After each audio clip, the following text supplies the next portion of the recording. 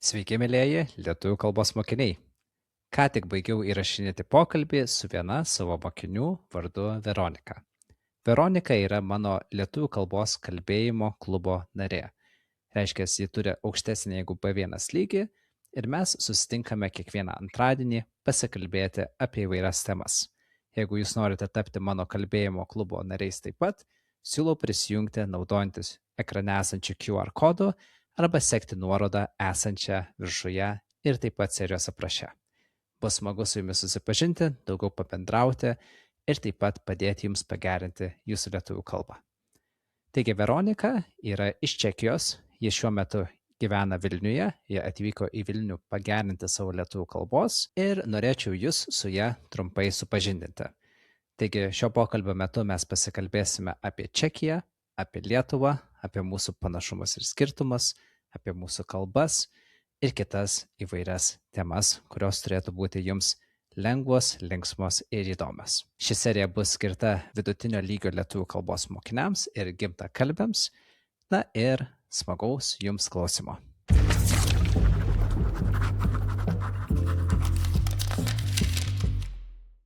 Labas vakaras, Veronika. Labas vakaras. Labas, malonu tave matyti. Kur tu dabar esi?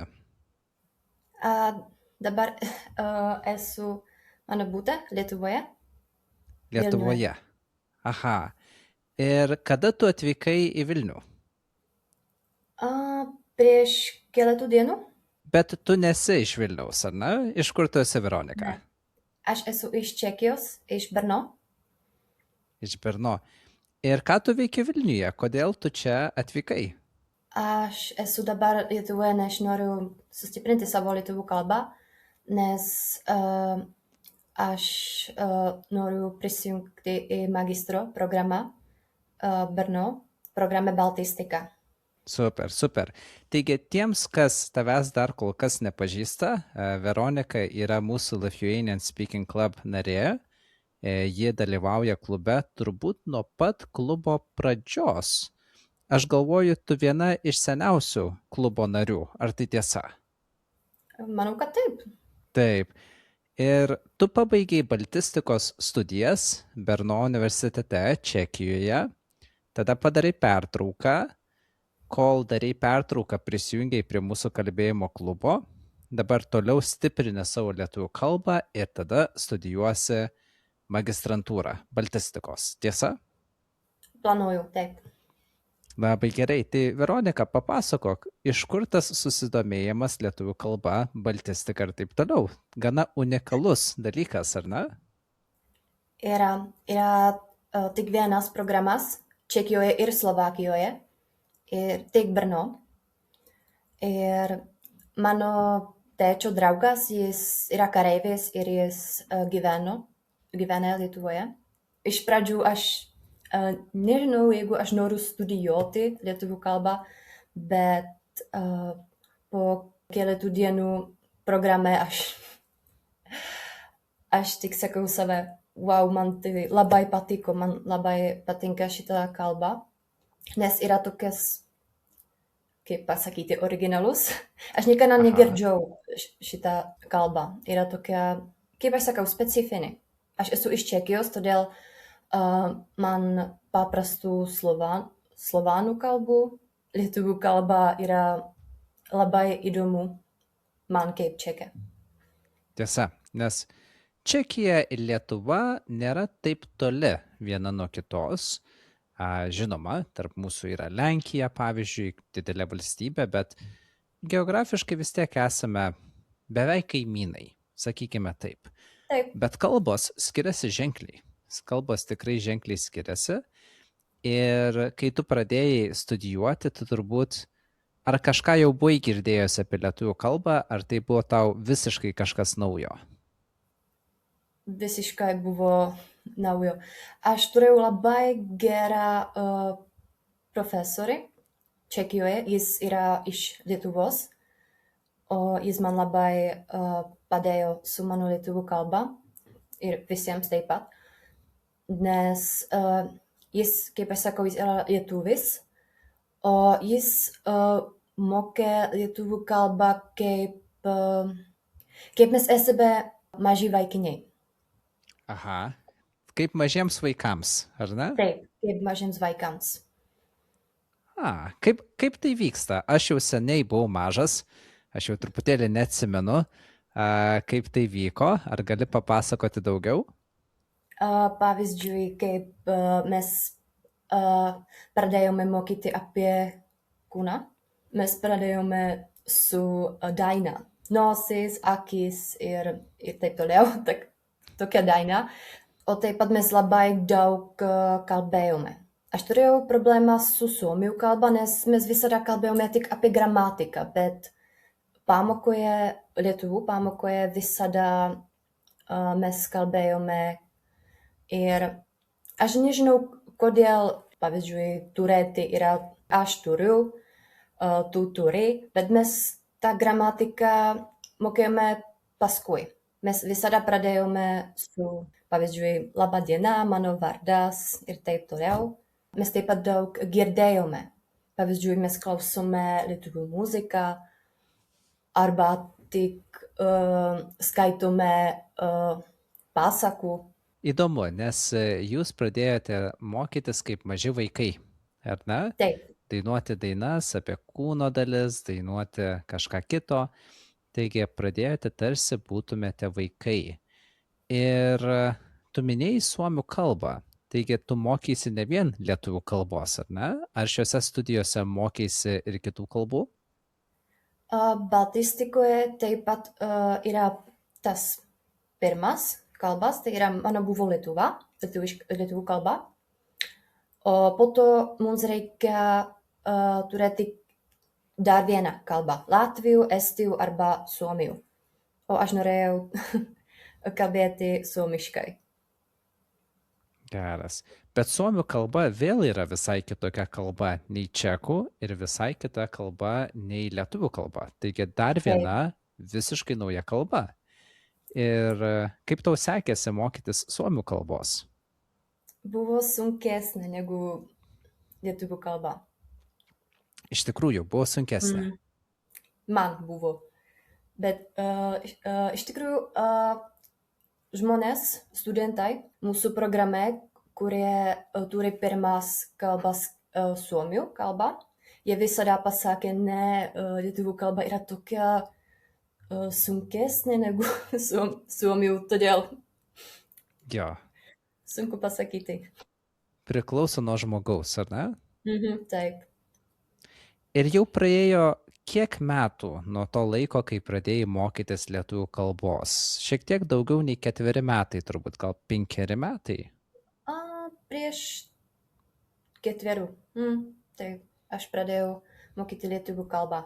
Taigi pradėjai mokytis lietuvių kalbos prieš maždaug 4 metus. Ir dabar esi Vilniuje. Ar tai tavo pirma kelionė, pirmas vizitas? Ne, mano pirma vizita buvo prieš 4 metų. Wow. Jo, Seniai. kaip aš sakau, mano tėčio draugas, jis gyveno Vilniuje, o jis mums pakviečia į Lietuvą. O po to aš pradėjau mokyti lietuvių kalbą, o mano antra vizita buvo prieš 3 metus, 2023 metais. O aš čia studijavau pavasario semestre.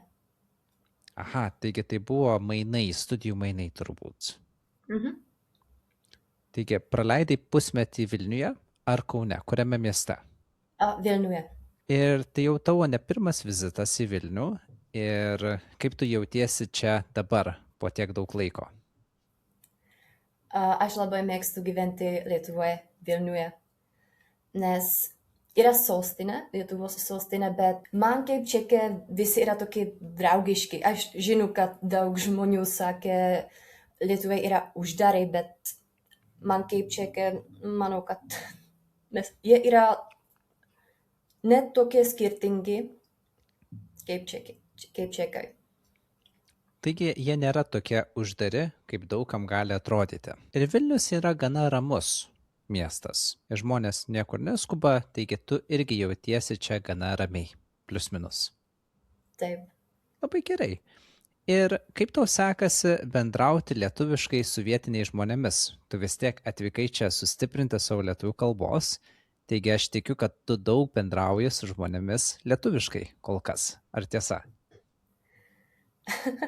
Taip, aš visada kalbu lietuviškai, kaip esu parduotuvėje, kavinėje, o taip pat aš turiu draugus, keletų draugus Vilniuje.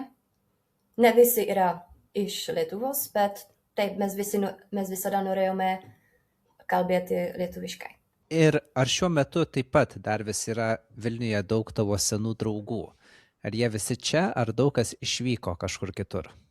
Daug išvyko, daug mano draugų buvo iš Argentínos, nes pavyzdžiui, jais seneliais buvo iš Lietuvos, bet viena mano draugė, jos vyras yra lietuvis, o ji yra iš Argentīnos.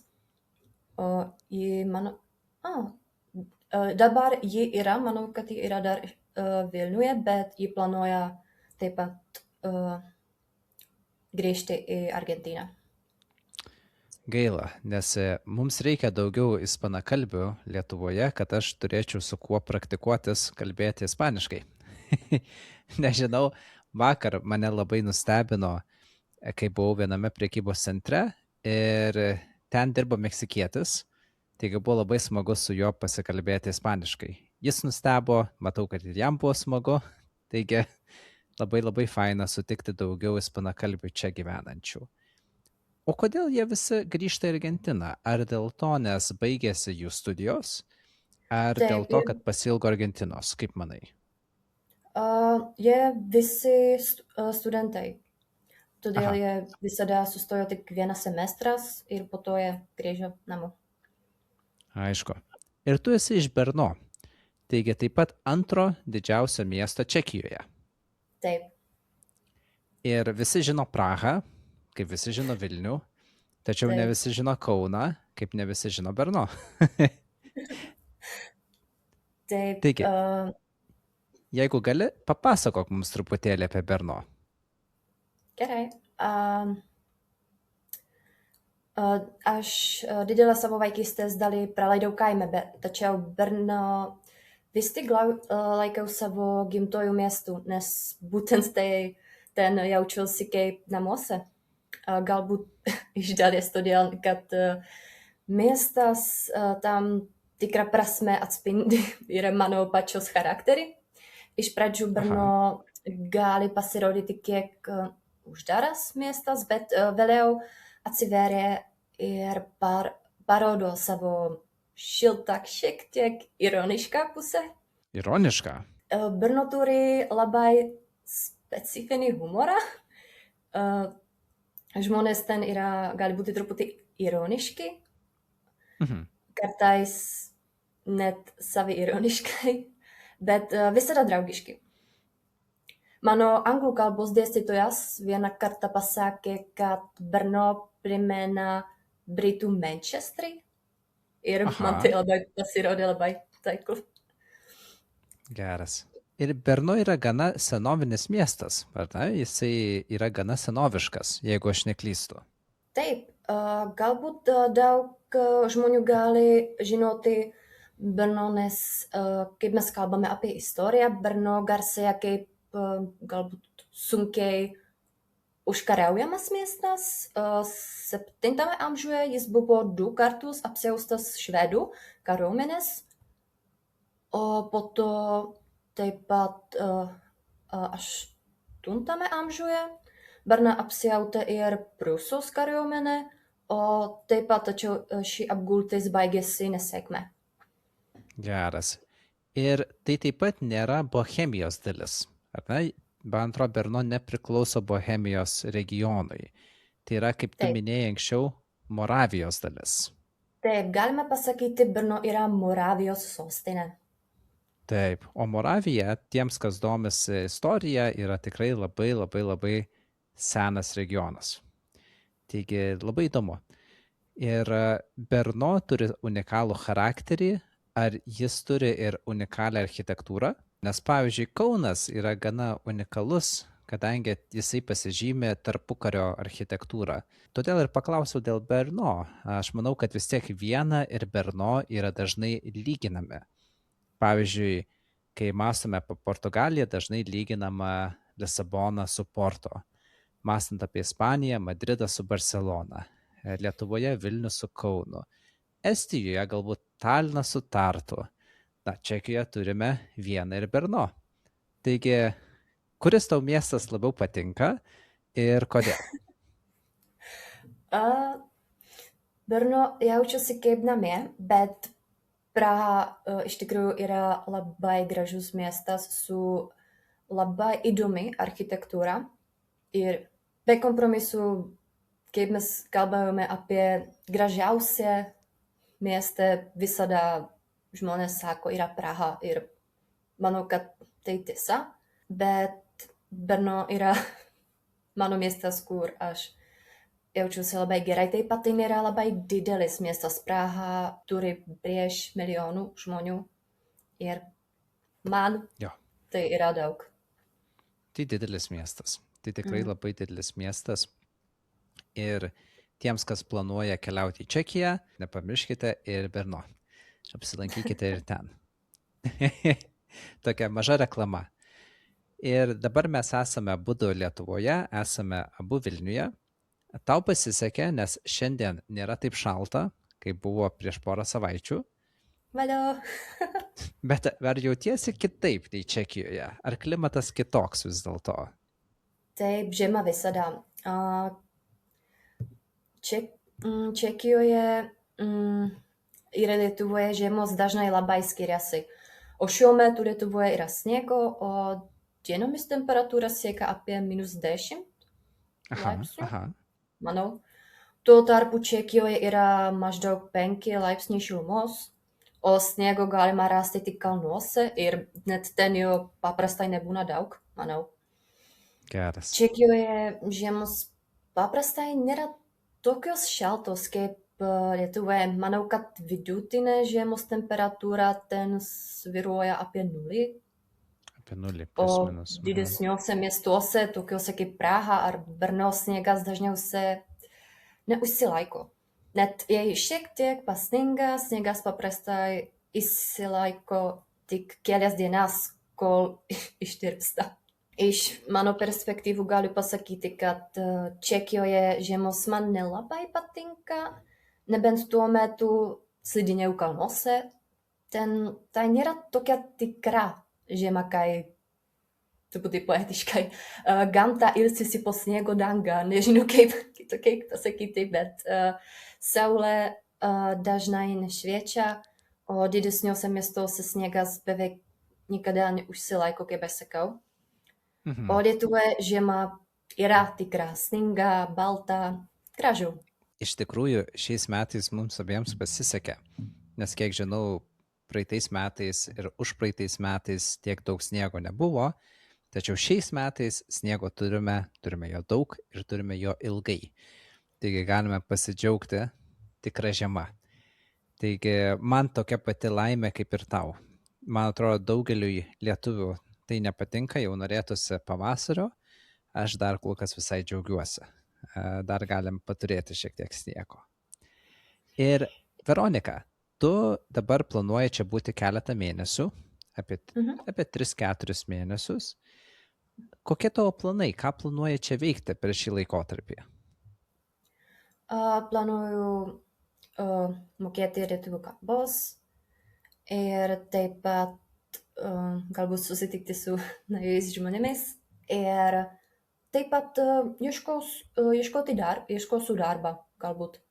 Negalima pasakyti, aš galiu dirbti, pavyzdžiui, muziejuje ir kažkur, bet galbūt, nežinau, bare, aš daug dirbau gastronomijoje, todėl galbūt. Galbūt, visai nebloga mintis. Aš manau vis tiek Vilniuje centre būtų galimybė įsidarbinti, kadangi yra daug vietų, o tavo kalbiniai sugebėjimai tau tikrai būtų privalumas. Galima ir suomius priimti, ir anglakalbius, ir čekus, ir lietuvius. Taip, bet sunku pasakyti, nes aš negalima pasakyti, aš laisvai kalbu lietuviškai. Aš turiu gramatikų klaidų, kaip aš kalbu, todėl galbūt aš būsiu tik valytoja. Bet žinai, man atrodo, tavo lygis yra tikrai pakankamas. Visi mes darome klaidų, bet svarbiausia, kad mes susikalbame. Ir mes susikalbame gana lengvai. Taigi, tai man atrodo yra svarbiausia, o klaidos visada yra ištaisomos su laiku. Svarbiausia, kad galime susikalbėti. O tos gramatinės klaidos minimalios, na. Svarbiausia, kad mes viens kitą suprantame, bent jau pagal mane. Nežinau, kaip tau atrodo. Gal tu esi perfekcionistė? Ar tai tiesa? Na va, tai čia kita tema jau. Perfekcionizmas visada gali, kaip pasakyti, maži dalykai gali atrodyti didesniais. Mažos klaidos gali atrodyti didelėmis klaidomis, Taip. tačiau tikrovėje taip nėra. Tai va, ir ar planuoji šiek tiek pakeliauti po Lietuvą, kol čia esi, ar didžiąją laiko dalį praleisi Vilniuje? Didžiojo laiko būsiu Vilniuje, bet planuoju, aš niekada nebuvau Kaune, aš visada tik pervažiavau per Kauną, bet niekada nesustojau ir dabar, kaip aš esu Lietuvoje, planuoju važiuoti į Kauną. Nežinau kada, bet Kaip kaunietis galiu tau parekomenduoti apsilankyti Pažaislio vienuolyne. Jeigu būsi ten, man atrodo, Pažaislio vienuolynas yra gana unikali vieta, turint omenyje, kad jis yra prie Kauno marių, jis yra apsuptas vandens iš 3 pusių, o iš kitos pusės yra miškas. Ir einant nuo Kauno marių, palei Kauno marias, galima patekti į mūsų jacht klubą. O jacht klube galima išgerti kavos ir tai yra tiesiog puikia vieta dienos pasivaikščiojimui. Tai jeigu būsi ten, labai rekomenduoju aplankyti Pažaislio vienuolyną. ačiū už rekomendacijų. Ar esi girdėjusi kitų rekomendacijų, ką aplankyti Kaune? Manau, aš girdėjau, tai yra šokoladų muziejus. Šokolado muziejus. Gal ir yra toks, o gal ir ne, aš negirdėjęs. Bet beveik visi, kaip aš buvau Vilniuje, visada, kaip Praha ir Brnoje taip pat tokie, jie visada sako, Praha yra gražiausia, geriausia, o taip pat aš visada jie taip pat kalbėjo apie Vilnių ir Kauną, nes Vilnius Taip, yra dažnai. sostinė ir Kaunas yra tik antras miestas. Bet žinoma, visą laiką kiekvienas miestas turi savo žavesį ir Kaunas turi labai gražių miškų ir gražios gamtos. Už tai aš tau ir rekomenduoju apsilankyti Pažaislio vienuolyne, nes tai yra iš gamtos pusės tikrai gana unikali vieta. Ir taip pat mes turime 9-ąjį fortą, kuris yra įdomus, kadangi ten taip pat yra muziejus skirtas holokausto aukoms paminėti. Ir labai labai įdomi milžiniška brutalistinio stiliaus skulptūra, į kurią galima pasižiūrėti taip pat. Irgi labai savotiška skulptūra. Taigi yra tokių vietų, kurios nėra centre, nes Kauno centras yra daug mažesnis už Vilniaus centrą. Taigi, jeigu atvyksti į Kauną ir būni tik tai centre, gali atrodyti, kad kažkaip čia visko mažai. Tačiau reikia žinoti vietų, kurios yra ne centre, už centro kažkur. Pavyzdžiui, Panemunė. Panemunė yra labai gražus rajonas, na, palei Nemuną, ar ne? Panemunė. Irgi labai rekomenduoju apsilankyti ten. Tai va, galbūt čia reklamuoju per daug Kauną mūsų klausytojams, bet reikia kartais apie jį pakalbėti, nes visi kalbam tik tai apie Vilnių. Ir žinoma, reikia pakalbėti ir apie kitus miestus. Druskininkus, Klaipėdą, Nidą, Palangą. Irgi geros vietos aplankyti. Trakai galbūt. Ar esi buvusi Trakuose? Taip, buvau. Tai va, Trakai irgi fainai. Ypatingai žiemą. Ar buvai Trakuose žiemą? Buvau. Pirmą dieną, kaip aš privažiavau į Lietuvą, dabar aš buvau Trakuose ir buvo labai gražu diena, švietė saulė ir aš galėjau pasivaikščioti po ledu. Aha, taip. Pasivaikščioti po ledą arba pasivaikščioti ant ledo. Man irgi labai patinka, nes tada Trakai pasidaro didesni, daugiau erdvės, ar ne? Tai va. O dabar šiek tiek pasikalbėkime galbūt apie pačią lietuvių kalbą, nes šita tinklalaidė skirta lietuvių kalbos mokiniams pagrinde. Ir tu taip pat esi mokinė. Tu jau mokaisi gana seniai, tu planuoji mokytis toliau, tu esi dabar viduriniajame lygyje, ar ne kažkur per vidurį, spėju, taip B1, B2, tokia labai saugi erdvė, kur tu tikrai jau nesi pradedančioji, bet dar ir nesi kaip gimtakalbė. Ar jau kada nors jautei plato efektą? Kartais aš turiu labai daug problemų, kaip pasakyti. Man kaip čekai, man dažnai tenka sąmoningai stengtis kurti sakinius taip, kaip tai darytų lietuviai, o ne čekai. Čekų kalboje labai dažnai vartojamas, pavyzdžiui, veiksmas žodis turėti. Aha. Arba taip pat panašiai yra su žodžiu yra. Aš kaip čekė mėgstu visada daryti visur yra. Yra tiesiog, ar ne, papildomai žodžiai. Bet ir mes visai nemažai naudojame. Aš turiu eiti, aš turiu sesę, aš turiu, nežinau, kažką, arba turiu kažką daryti. Bet jūs naudojate dar daugiau negu mes žodį turėti? Daugiau nei anglai ar panašiai? Mano profesorius nemėgsto, kaip aš sakiau, turiu, pavyzdžiui, juodus plaukus. Taip va, kame esmė. Okay. Bet tu žinai, ką tu darai blogai, ar ne? Taigi, man atrodo, tas yra didelis privalumas. Tai yra didelis privalumas. Ir ką tu mokysiesi dabar? Ką tu nori išmokti per šį laiką, kol esi Lietuvoje? Aš noriu sumokėsi daug apie gramatiką taip pat, nes taip pat aš turiu problemų, pavyzdžiui, tai buvo trečiame semestre, mes pradedame stipriai su gramatika. O viena iš mano problemų buvo, pavyzdžiui, pasakyti gerdamas kavą, ėjo į darbą, o čekai tai nepasakė. Taigi dalyviai. Taip. Čekijoje mes turėjome taip pat, bet čekams dabar gali atrodo gana seniai, literatūriškai. Ir kasdienėje kalboje beveik nevartojami. Jo, aišku, galime ir lietuvių kalboje sakyti, kol gėriau kavą. Ar ne, nebūtinai turime sakyti gerdama kavą arba gerdamas kavą. Yra kitų variantų. Mes kaip tik su keliais mokiniais būtent ir mokomės šią temą šiuo metu. Su Felix kaip tik mokomės. Felix buvo mūsų tinklalaidėje prieš porą savaičių. Taigi mūsų kaip tik dabar tema ir yra šio tipo dalyviai. Taigi, bet tai jau tokia yra pažengusi gramatika.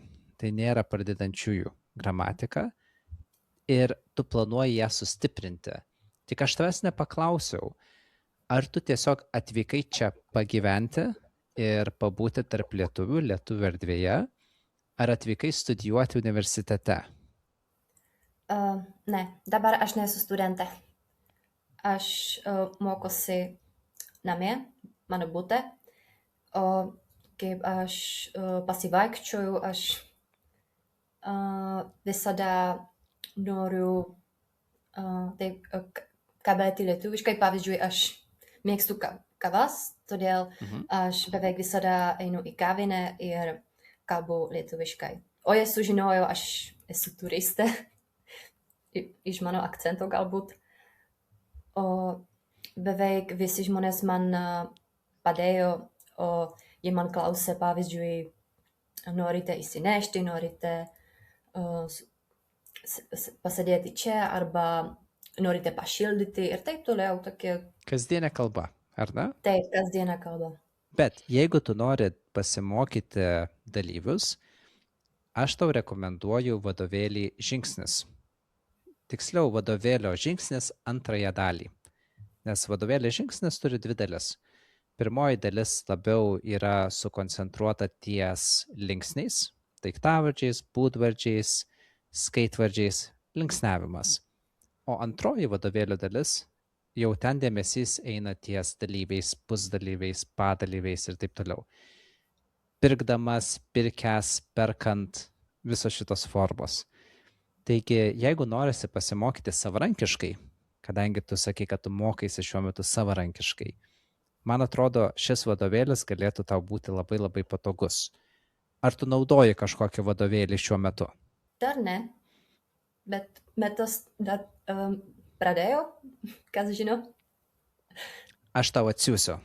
Tada aš tau atsiųsiu šį vadovėlį. Jis yra prieinamas internetu. Iš esmės šis vadovėlis yra nemokamas. Jį gali atsisiųsti kas tik tai nori, susivedę žodį žingsnis į Google ir jūs rasite šį vadovėlį. Jeigu ieškote B1, B2 lygio vadovėlio, jisai turėtų jums tikti ir jisai skirtas specifiškai gramatikai. Ten nėra jokių tekstų, ten nėra jokio žodyno, ten yra tik tai gramatika ir gramatikos pratimai. Bet reikia daug motyvacijos mokytis namie savarankiškai. Ar tau nepritrunka motyvacijos kartais? Čekijoje aš turėjau problemų su mano motivacijų, nes aš nekalbėjau su nieko ir aš taip pat negalėjau žiūrėti daug lietuviškų filmų, nes visada internete man pasirašė, ka aš negaliu žiūrėti šito filmus, nes aš nesu Lietuvoje. Aha, reikia VPN-o. Taip. Jo. O taip pat negalima pasakyti, aš galiu kalbėti lietuviškai su mano sese arba su mano mama. O čia Lietuvoje tik parduotuvė taip pat tai man gali padėti ir girdėti lietuvių kalbą. Ar tu vaikštai į lietuvių kalbos klubus Lietuvoje? Nes aš žinau, kad, pirmas dalykas, mes dalyvaujame kartu lietuvių kalbos klube, mano lietuvių kalbos klube internetu, apie kurį norėsiu tavęs paklausinėti vėliau, bet yra ir tam tikri susitikimai gyvai. Pavyzdžiui, Eskedar Cafe, man atrodo, organizuoja susitikimus kiekvieną šeštadienį apie 10-11 ryto, jeigu aš neklystu. Reikia pasidomėti. Gerai, ačiū. Jo, aš manau, kad tai yra gera vieta tiesiog susitikti su kitais. Man atrodo, šis klubas yra paremtas savanoriška veikla. Taigi, jie neturi oficialaus puslapio, jie neturi oficialaus Facebooko, man atrodo. Tai tiesiog reikia sužinoti kažkaip tarp žmonių.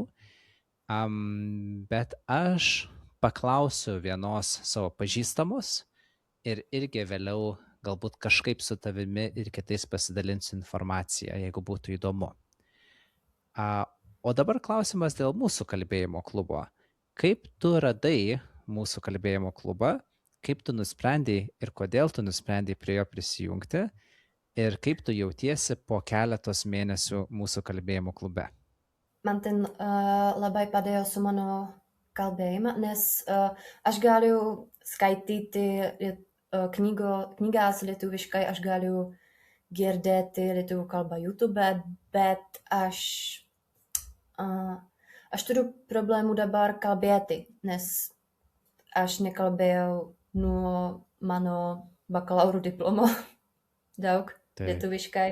Praėjo daug laiko, ar ne? Taigi, ar kalbėjimo klubas tau suteikia galimybę pabendrauti daugiau su kitais žmonėmis? Taip, taip yra visada įdomu susitikti su žmonėmis iš kitų šalių, pavyzdžiui, iš Amerikos, iš Argentinos ir taip toliau, sužinoti, kodėl jie kalbė lietuviškai. Iš tikrųjų, pas mus klube yra keletas amerikiečių, keletas ukrainiečių, buvo viena mergina iš Lenkijos, tačiau dėja pasikeitė jos grafikas. Taigi turime žmonių iš įvairių šalių. Iš Latvijos, man atrodo, buvo viena mergina iš Moldavijos, jeigu aš neklystu, iš Moldovos. Bet šiuo metu jos jau čia nebėra. Ji nusprendė, kad jai reikia daugiau gramatikos, nes mūsų kalbėjimo klubas nėra skirtas mokytis gramatikai, jis yra skirtas tiesiog bendrauti skirtingomis temomis. Taigi aš visada turiu kažkokį planą, temą, apie kurią mes kalbėsimės ir tada mes diskutuojame. Kartais visi kartu, kartais kambariukuose. Kalbant apie kambariukus, niekada neklausiau tavęs, ar tau patinka bendrauti su kitais mokiniais kambariukuose, ar labiau patinka bendrauti su visais viename bendrame kambaryje? Kaip kada, bet iš tikrųjų yra įdomu kalbėti tik su viena žmogu viename kambaryje. Aš galiu kalbėti tik su viena žmogu, nes aš kalbėjau daugiau, negu mes esame visi kartu. Taip, yra kita dinamika, yra daugiau erdvės kalbėti. Taigi, jo, už tai ir ieškau įvairių metodikų, kaip suteikti jums galimybę kuo daugiau bendrauti. Ir jūsų visų lygis yra labai geras, aš esu patenkintas tuo. Ir turime daug įdomių temų. Praeitą savaitę kalbėjomės apie globalizaciją, jos privalumus ir trūkumus. O šią savaitę, išduosiu paslaptį, mes kalbėsimės apie vasario 16 dieną. Taigi, vasario 16 jau artėja ir nežinau, aš tau išsiunčiau vieną filmą, nuorodą į YouTube. Ar jau turėjai laiko pažiūrėti filmą Grąžinti nepriklausomybę? Dar ne, bet planuoju. Labai geras filmas, labai juokingas, labai linksmas. Taigi ir kitiems, kas nori pažiūrėti kažką linksmo prieš vasario 16-ąją, YouTube galite pažiūrėti filmą pavadinimu Grąžinti nepriklausomybę. Tai yra visiems prieinamas filmas valandos laiko, valandos ilgio. Tai va. Ir smagu, nes tu kaip tik būsi Lietuvoje ir per vasario 16-ąją, ir per kovo 11-ąją, per 2 didelės nacionalinės šventes. Ir esu girdėjęs iš daugelio mokinių, kad lietuviai yra labai patriotiški. Ar čekai taip pat yra labai patriotiški? Čekai nelabai. Galbūt Prahoje, taip, žinoma, nes Praha, manau, yra žinomas kaip labai demokratinės regionas. Bet jeigu mes kalbame apie Čekiją, mes nesame tokie patriotiški kaip lietuviai. Taigi bendrai paėmus standartiškai galbūt nesate tokie patriotiški. Bet jūs neturite tokių kaimynų, kaip mes turime. Taip arti. Ar ne? Man atrodo, jeigu jūs turėtumėte tuos pačius kaimynus kaip ir mes, būtumėte taip pat irgi labiau patriotiški. Galbūt. Taigi, dažniausiai patriotiškumą skatina grėsmė. Grėsmė, pavojus ir baimė. Ir noras išsaugoti tai, ką tu turi. Noras neprarasti to, ką tu turi. Taigi, manęs visai nestebina, kad, tarkime, ispanai, vokiečiai, portugalai, kiti žmonės, su kuriais aš bendrauju, gal nėra tokie patriotiški ir jiems gali atrodyti keista, kodėl lietuviai tokie patriotiški. Bet jie neturi tokių geografinių kaimynų. Ir tai viską keičia. Tai keičia tikrai viską. Tai va, tokia jau ta mūsų geopolitika. Ir smagu, kad tu atvykai, smagu, kad tu nusprendėjai sustiprinti savo lietuvių kalbą. Ar ne, kad tai yra vis dėlto toks didelis dalykas. Tu turėjai turbūt išeiti iš savo seno darbo, susikrauti lagaminus, atvažiuoti čia, rasti butą, apsistoti. Ar buvo labai sunku persikelti į Vilnių? Tai nebuvo pirmą kartą, kaip aš važiavau į Lietuvą ir gyvenate čia keletą mėnesių, bet tai visada yra sunku, visada kaip aš keliauju ne tik Lietuvoje, bet taip pat aš, pavyzdžiui, buvau Suomijoje arba Anglijoje, visada yra sunku. Bet jeigu aš esu nervinga, o aš esu, aš visada sakysiu save, taip, dabar yra sunku, bet po to tu būti laiminga. Taip, tiesa. Tiesa, menkas nepatogumas dabar dėl didelės laimės vėliau. Taip. Taip, tai yra svarbiausia. Nebijoti priimti sprendimų, net jeigu jie sunkus, jeigu tikėsi, kad vėliau dėl to būsi laimingas arba būsi laiminga. Tai to tau ir linkiu. Linkiu labai gerai praleisti laiką Lietuvoje, susipažinti su daug įdomių žmonių, turėti daug puikių patirčių, pagerinti savo lietuvių kalbą ir grįžti atgal į Čekiją naujų žmogumi, nes kelionės mus keičia. Ačiū. Mūsų lietuvių kalbos bendruomenė WhatsApp'e, ar ne, Lithuanian Language Community, mes turbūt kažkada susitiksime, visi gyvai, pabendrausime. Taigi, jeigu jūs irgi mokotės lietuvių kalbos, galite nemokamai prisijungti prie mūsų WhatsApp grupės ir dalyvauti mūsų susitikimuose. Aš neorganizuoju jų dažnai, nes dėja neturiu daug laisvo laiko, bet kadangi Veronika yra Lietuvoje ir yra dar vienas mūsų mokinys Nick iš Jungtinių Amerikos valstijų, manau, reikės kažką suplanuoti. Tai va, Veronika, mes pasimatysime vėliau, ateityje. Gero laiko čia ir iki greito. Iki antradienio. Iki antradienio, visos sėkmės.